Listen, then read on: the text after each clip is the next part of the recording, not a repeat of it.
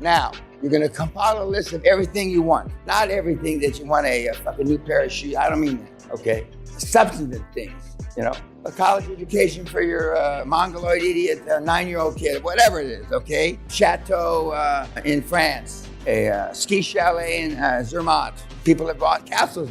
My neighbors, some of my mentees, unfortunately, whatever it is, you're gonna put a list together. You're gonna convert my want list into a goal list. You're gonna convert goals into affirmation, and you're gonna begin each affirmation with the words, I am. You're gonna add an emotion word to each affirmation. Write each affirmation in the present tense using the verb that ends in ing. We're gonna show you some examples. You're gonna say each affirmation out loud at least twice a day. We have some of the mentees that say their affirmations 10 times a day. The more you say the affirmations, the higher the probability they come to fruition more quickly. I only used to say my affirmations twice a day. When I got up in the morning, before I went to bed, now I only say my affirmations before I go to bed. If one of your wants is to increase your net worth 5 million every month, then you turn it into a goal by writing it down on your goal list as I want to increase my net worth 5 million every month or more. Now, we have people increasing their net worth 50 million a month, and they wish they had put 50 billion a month. See, your subconscious doesn't know you're full of shit.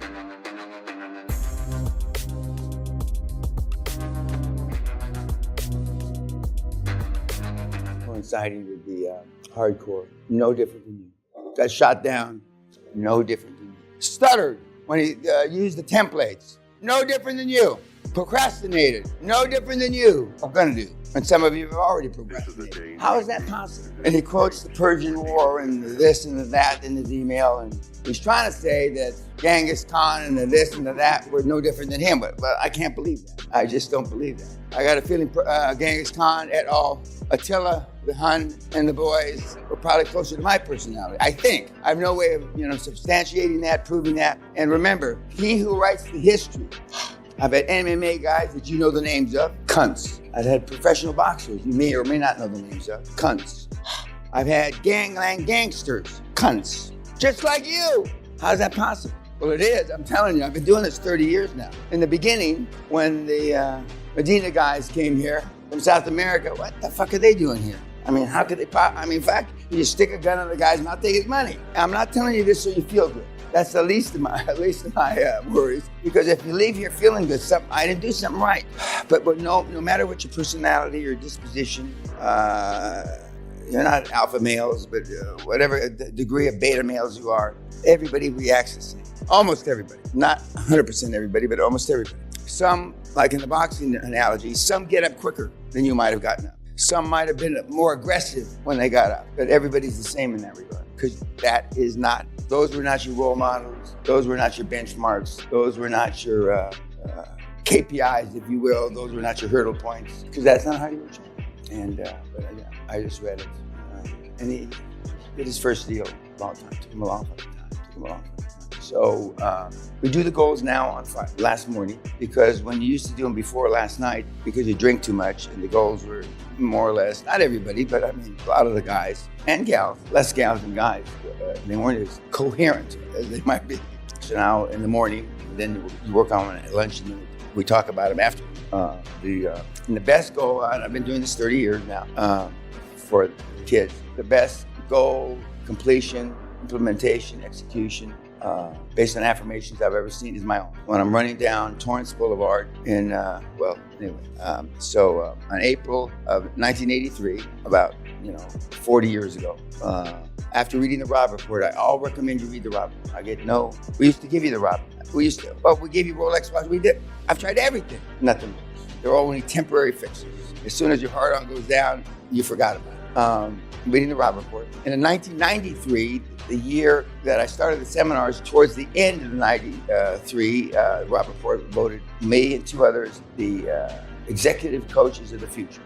A girl, I know why she got voted. I mean, absolutely stunning. She was like Miss Runner-Up or some shit, Miss something. And a guy who had made quite a bit of money, who lived on this boat, and he never came closer than 2 miles to any country because he didn't want to pay taxes. And he gave us some sort of 3-day course. And those two have long gone. Just like the newspaper article about Hispanic wealth, those guys are long gone. And I'm the only one left. So I read the Robb Report. And as I'm reading the Robb Report, in the back page, now they have 4 or 5 Robb Reports. One about cars, one about this, one about that. As I get to the back page, it says, Island Castle on Island for sale. And unlike you got to spreadsheet it. I had no money to speak of. I already lost my first fortune by that time. No money. I said, well, that's what I'm going to do. So I finished my 20-mile run, and I came back, and I told my then wife, we're going to buy an island. We're going to buy a castle on an island. But I thought of the James Bond kind of island. You know how in the James Bond movies, the helicopter comes in, and then there's a little fucking island in the castle. And that's what I had in mind. As Sally would remind me from time to time, I am on an island. Sally is a supporter. This is not the kind of fucking island I had in mind. So then I started looking at castles in Thanksgiving in 1983 with my family. Nannies, we looked like the grapes of wrath.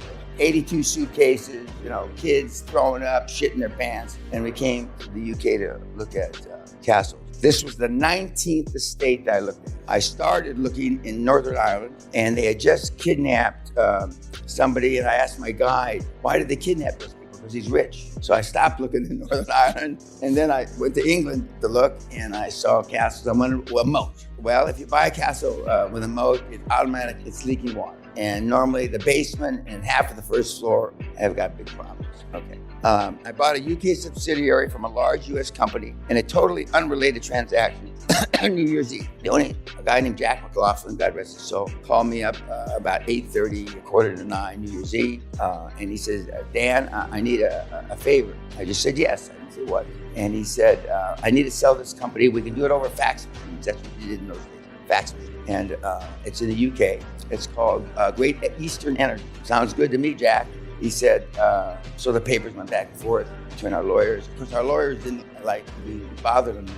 The only person that's going to call, he was a billionaire guy. They used to let me use his G2 and G3 jets because I didn't have a plane at that time. And you need a plane, you can use one of ours. And so we got all the paperwork signed. And I really didn't notice the assets and the liabilities or any of this shit. But I got that call because I was not chilling, but being around billionaires. The only call you're going to get on New Year's Eve is your brother-in-law to bail him out being drunk or something like that. Now, then I visited the UK in spring of '84 and decided while in the UK, there was a huge opportunity for Great Western, the company that I founded. And I thought it was destiny because the company that I bought was Great Eastern, kind of stupid like you are. I thought that was some sort of karma shit. And to go public because the week I was there, a company called Petronol went public. And when you go public in Europe, especially in the UK, you have to post your financials in the newspaper the day before you go public. So all the financials were in the Financial Times and various newspapers. And it's page and page and page. So I'm sitting at the Hilton bar, which I just went to a couple years ago to celebrate having been there. And remember, the Hiltons allowed you to stay if you were a veteran, half price, Sheraton half. And I was paying $89 for my room. And my room was not as big as this fucking platform. The only good news is I could have had a room with a bathroom down the hall, but I'm not the kind of guy that uses the bathroom down the hall. So I had a bathroom, if you could call it that. It looked like a prison. You know how when you look at prison cells, they got a toilet and I'm sure you know, the toilet and a thing in the corner, that's my bathroom. And I had a shower. It had a kind of a screen around it, and so you have a thing that you go like this. Okay, so that was my room. So I'm sitting in the bar, and I'm looking at the newspaper, and I look at the assets, liabilities, blah, blah. I said, fuck, they're nothing. And they just had created a 50 million pound, at that time about a $200 million, 4 to 1 at that time, pound of the dollar. A $400 million company with nothing. Unlike you, I didn't spreadsheet it. I didn't think about it. I immediately saw who the professionals were, the lawyers, the accountants, blah, blah, blah, the investment bank, et cetera, et cetera. I went to the investment banker and I said, who are the best lawyers, the best accountants for this, et cetera, et cetera. Because offshore exploration companies at that time were like crazy, just like artificial intelligence is now. Because Dry Hole Dyke had founded the North Sea and saved Britain from bankruptcy. So all this came, I figured this all out in about a half a millionth of a second. So I went to Freshfields. Best lawyers were the Bank of England, Queen of England, the Church of England, and danpena. I went to E&Y, who were the leading company at that time in taking companies public. And I built up professionals all around it, unfortunately, on a delayed fee basis this time. Because I had been there, remember, in '81, and I got stung for £500,000. And I signed them all up. Then I had to find something to take public. Okay. Went back to the US and found something to go public. So I'd already stuck my neck out. And at that time, about the minimum was you needed to have 2 million barrels of proved reserves. Proved, not producing. In other words, not oil and gas coming up, but proved. They had a engineering report saying that the shit's there. Over the years, I found out these engineering reports are only about 50% accurate. So I believe we used Ryder Scott for our engineering. I went back and I gave the guy on a $2 million purchase, I gave him $60,000. I took an option out for 6 months that I would come back and pay him $1,940,000 for this shit, these acres in the DJ Basin, which is in Wyoming. Now, he just thought this was 60 grand he was going to get. I was never going to do that. This is not the first option. And there's a whole layer of the oil business that all they do is sell morons from New York City, morons from London, morons from Amsterdam, options on their property because they know they're never going to be able to fulfill the contract. He was wrong about me because I actually did. I went public on my 39th birthday, August 10th, 1984. I made my final offer on this castle in August 84, and I moved in September 1, 84. So I've been here 39 years. Again, I've told you it's the worst investment, or the second worst investment I've ever made, this property, because it sucks money. I've spent, I don't even want to know. When they tell me what I can depreciate, I don't want to know that. I don't want to know how much money I've sunk in this hole. But it was 17 months from the day that I'm going to buy a castle on an island until I moved in. Millions of permutations had to happen. Millions. Now, the two greatest, in addition to my quantum leap, acts of QLA quantum leap that I've ever seen in my life. One, when Mr. Obama, who I'm not a fan of, said that he was going to be the first black president when he was doing crack at Whittier College in Los Angeles, California. And the second was when President Kennedy, at his inaugural address in 1960, said we were going to put a man on the moon and return him safely. We had no NASA. We had no infrastructure. We couldn't even get a motherfucking chimpanzee up there. The military, Air Force and Army, etc., had conniption. But in July 1969, I'm taking one small step for man and a giant step for man. And Guthrie Castle are the three greatest examples of quantum leap that I've seen in my career. Today, after this slide, I'm going to show you how to write goals and how to write affirmations. Now, I've replaced the castle goal. I have 23. I was saying my affirmations last night. I have 23 affirmations, and the affirmations have changed over the years from when my little kids were little, and now I have grandkids, etc. I have 3 or 4 affirmations for you meatheads.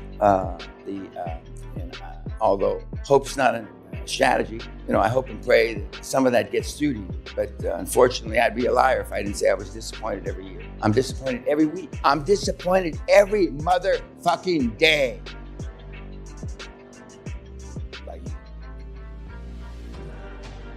There's not a fucking day that goes by that I'm not disappointed. And then once in a while, it's like the girl at Holy Family who came from the orphanage, St. Teresa. And when she was 6 years old, they shipped her over to the Holy Family to grow her up. And then she went to university, got a job. And now she came back to the Holy Family with her little 3-year-old kid. That was an 11-year process for a modicum of success. Bombarded by you every fucking day, failing. And I'm still here. Now, you're going to compile a list of everything you want. Not everything that you want a fucking new pair of shoes. I don't mean that, okay? Substantive things, A college education for your mongoloid idiot 9-year-old kid, whatever it is, okay? Chateau in France, a ski chalet in Zermatt. People have bought castles.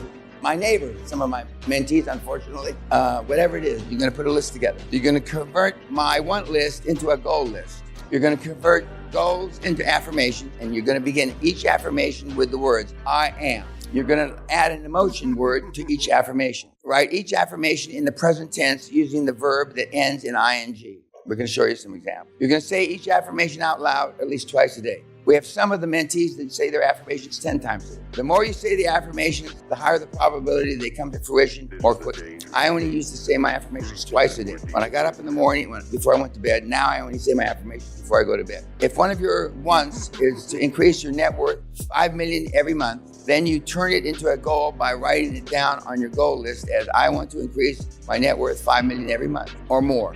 Now, we have people increasing their net worth $50 million a month, and they wish they had put $50 billion a month. See, your subconscious doesn't know you're full of shit. Affirmations have been used in athletics since the first Olympiad 2,000 years ago. And visualization is important. You see yourself walking into, for example, one of my goals was to have a 50,000 square foot office space in the oil center of the world. We had 48,000 square feet in Houston, 2 floors.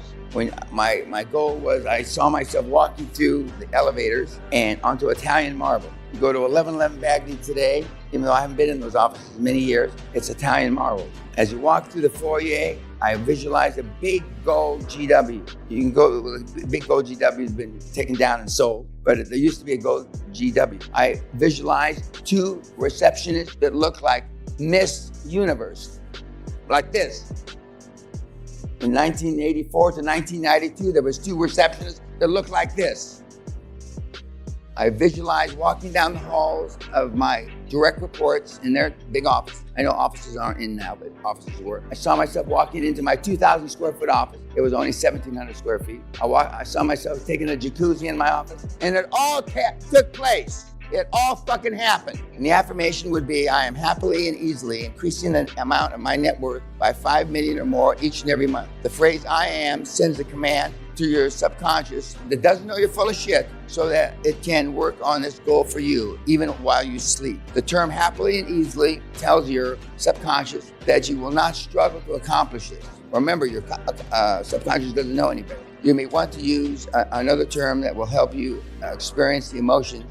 And you've got to think it, you've got to feel it, you've got to smell it. That painting to me, which is famous, it won a big award in 1986, of me and my dog there. I saw myself looking like that way before I had any money, way before. I saw myself looking like that before I even had the goal of the castle on the island. To the present tense word, increasing creates a stress between you, what you are saying, and reality, so that your subconscious acts with a sense of urgency and makes it happen. The or more is important also because when you realize how easy it is to increase your savings account to 5 million a month, each month, you may want to immediately raise the amount. These two little words will have already sent the message to your subconscious, and you will reach that monthly amount quicker. The best times to say the affirmations are in the morning, when you get up, and in the evening just before you go to bed. There's all kinds of alpha ray reasons that I don't go into. Commanding your subconscious to work on them while you sleep. By saying them in the morning, you give your subconscious the opportunity to present a report of what you did while you slept. The increased focus you experience as a result of this simple activity will produce phenomenal results so that you truly get what you want out of life. This is your home. You're going to do it at lunch. Every single member of the Hall of Fame followed this sponsor. There's not one person that didn't. And we have people increasing their net worth at 50 million a month.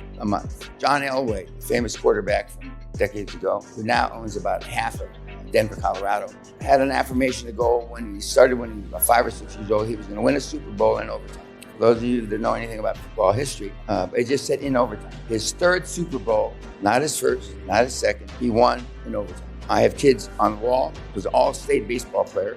They played QLA baseball, which is the highest high school baseball you can play. Their goal when he was a freshman for the team, and because they were all pretty young, they were all freshmen and sophomores, and the coach was to go to the state finals and win the QLA state baseball.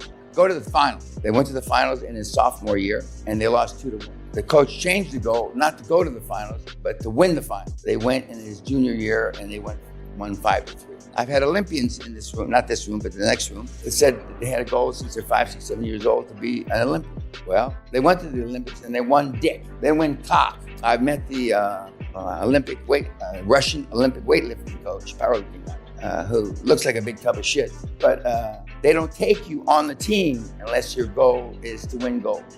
Nobody remembers second place. It's harder to create generational wealth than it is to win a gold medal at the Olympics.